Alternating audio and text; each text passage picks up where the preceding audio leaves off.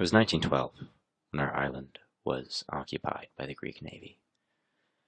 Greek soldiers were sent to villages and stationed themselves in the public squares, and some of us children ran out to see what these Greek soldiers, these Hellenes, looked like.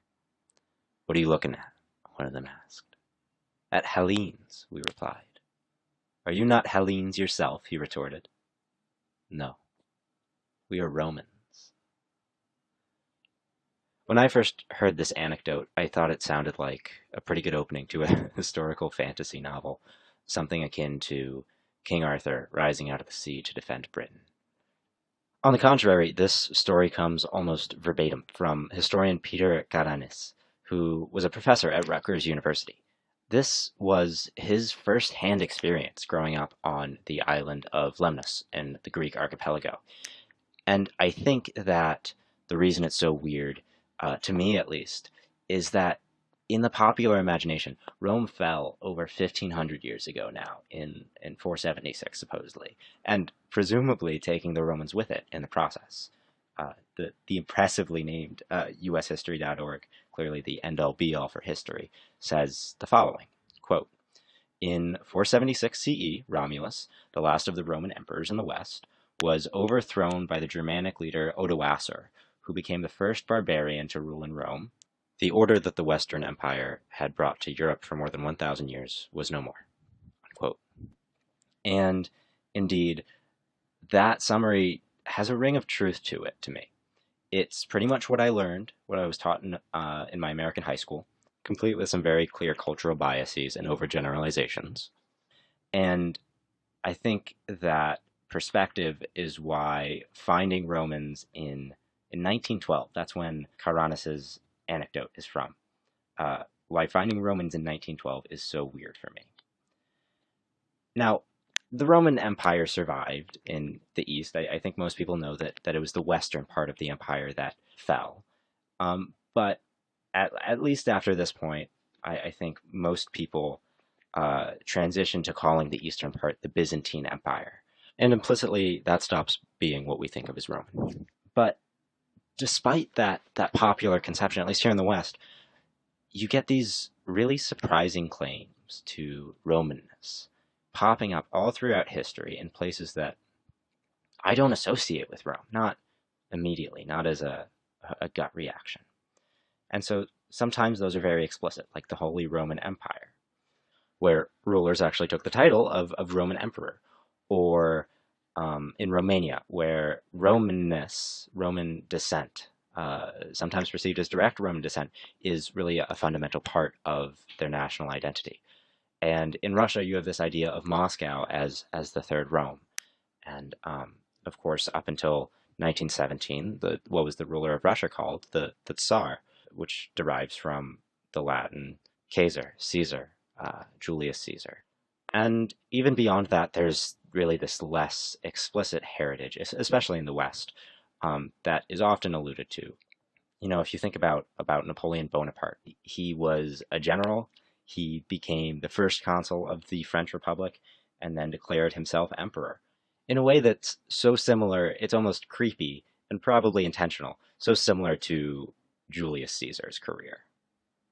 And I say intentional because a lot of the symbology that Napoleon employed was directly inspired by the Roman Republic, the early Roman Empire. There's a painting, the Apotheosis of Napoleon I, where he is riding what appears to be a flying chariot. He is crowned with a golden crown of olive leaves, very symbolic in the Roman Republic, wearing this red robe, very much visually imitating Julius Caesar. And so the question arose to me, why is this a desirable thing? Why are there so many historical examples of people taking on this Romanness, who, from my decidedly Western perspective, these people who are really far from what we might traditionally think of as Rome? And digging into the historiography, the perception that the Roman Empire fell in 476 is really this very Western and very modern perception.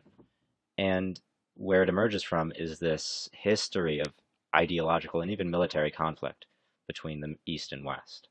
And so, since about 800 CE, there has been a tradition in the West, broadly speaking, usually via the Catholic Church, of portraying the West as the direct and unique descendants of the Roman Empire. And I say 800 CE because something very important happened that year. So, Christmas Day in the year 800, the Pope in Rome crowns Charlemagne, the king of the Franks, Roman emperor. Now, we would say Holy Roman Emperor today, but that's completely modern. At the time, Charlemagne was just Emperor of the Romans, Imperator Romanorum. And this really, for one, reflects the waning influence of Constantinople in the West, militarily, culturally. And it's kind of incredible because if you think about it, on Christmas Eve, the year 800, the Roman emperor was in Constantinople because that's where the Roman Empire was, what we would call now the Byzantine Empire. As you can imagine, the Roman emperor in Constantinople wasn't too pleased that somebody else had just claimed the title.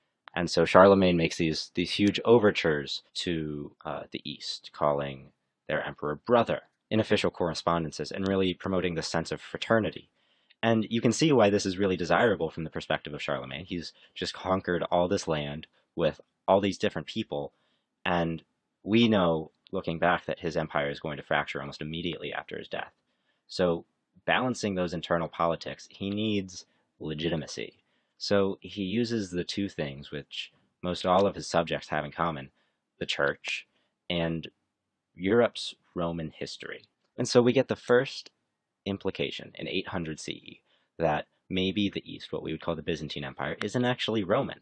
They call themselves Roman, they have a Roman emperor, but we start to think that maybe they're not Roman, they're Greek. But this isn't just something that's important to Charlemagne. Think about the Pope here, because now you're handing out the title of Roman Emperor, which gives you this really unique power and this political clout. And so now as Pope, the last thing you want is some guy out in Turkey, out in Constantinople, calling himself Roman to screw that up. Even today, we have this conception of Roman meaning pagan, Latin-speaking, Western empire based in Rome, even today.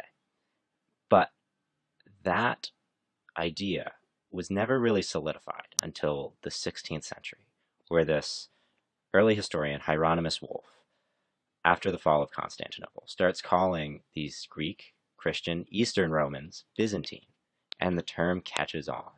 Up until that point, they had just been Romans in the East, and a lot of people still think of them as Roman. Obviously, Peter Tyrannus, who gave the anecdote about Lemnos earlier, would have thought of Byzantium as Roman, and he's certainly not the only one. So I mentioned in Russia there's this very strong concept of Moscow as the third Rome, the second being Constantinople. And this goes all the way back to the 16th century, where there was this very famous monk who, writing to the Tsar, says, "Two Romes have fallen, a third stands, and a fourth there shall not be." He's, of course, referring to Moscow, and the two Romes that have fallen are Rome and Constantinople. And so there was this period of about 500 years where sort of proto-Russia, whether that's the Kievan Rus, Muscovy, coexisted with Constantinople. And in the Tsarist period, there was a lot of importance placed on this cultural exchange. And you can see that influence in something like Russian architecture and religion. And modern historians view this connection as pretty superficial. Most of the interchange was on an elite level within the court, and the culture and sociological gap between Slavic Moscow and Byzantine Constantinople is significant enough to show a pretty solid discontinuity. And you've had people, Russians, pointing this out even since the 19th century. Take, for example, Vasily Rozanov criticizing the idea, quote, "When, in what epoch, were we particularly imbued with Byzantine principles? Wouldn't everyone agree that it was during the time when Moscow was building their Russian state? But if that is so, why did we absorb these principles not during the period of our childlike receptiveness, when Byzantium was alive and close to us, but at the time of our distrustful seclusion, when Byzantium had already fallen?" Unquote. But a lot like in the case of Charlemagne, it's this great legitimacy tool. Constantinople was still a religious authority at the time of its fall, so there's a religious aspect to it. But this is also a point where Russia is expanding very quickly. Again, a lot like the Frankish Empire, and Byzantium provided the glamour which seemed to justify that ambition, especially against the Turks in Anatolia who had conquered Constantinople. And this ideology really exists right up to 1917. And the Bolsheviks were, to some extent, taking advantage of this Byzantinism in Russia, portraying Byzantium as aristocratic and extravagant and linking the Tsarist regime to that. And so the term gained a negative connotation. It was even banned in the 20s and 30s. But following the Second World War, Byzantium returned to Russia's collective consciousness. In 1943, Byzantine studies were reinstated in universities, coinciding with a resurgence, interestingly, in Russian imperialism. Now, I'm tempted to again make that comparison to Napoleon Bonaparte and Charlemagne, both very expansionist-minded leaders. And so you can see where this trend linking Roman heritage to imperialism starts to come from. But since the fall of the Soviet Union, Russian Byzantinism has again resurfaced, albeit in a much more fractured way, especially among generalist historians and popular intellectuals who increasingly are seeing Byzantium as a common heritage to define the Russian nation state at a sort of period of identity crisis. And so on one hand, you have someone like Alexander Dugin, who argues that because Russia holds this special status, it has exclusive rights or a duty to act in certain ways that would be unacceptable for other countries or nations. Specifically, he's a proponent of expansionism. He has supported the Russian actions in the Crimea, very much continuing this connection between Romanness and expansionism. But on the other hand, you have some very strong counterexamples. For example, Natalia Naroknitsky, a Russian politician and diplomat, who sees this third Rome status as more of a religious statement that does not come with this military imperative, this conquering imperative, but she does support this idea of Russian exceptionalism, that Russia has the most pure form of Orthodox Christianity, and therefore is the unique legacy of Rome and Constantinople. And to complicate matters further, you have figures who support Moscow as the Third Rome, but use it to support isolationism, that Russia should seal itself off from the world, become an island Russia, and preserve this Roman sort of civilization. And so if you take even just these three examples, you have these three very prominent Russian intellectuals all saying, at least superficially, Russia is the Third Rome. But the interesting thing is that they're all advocating very different and very contradictory things. And more fundamentally, I think, they all have very different ideas of what Third Rome means. Is it a civilization? Is it a religion? Is it a national identity? Is it an expansionist vision? Is it an extravagant aristocratic construct?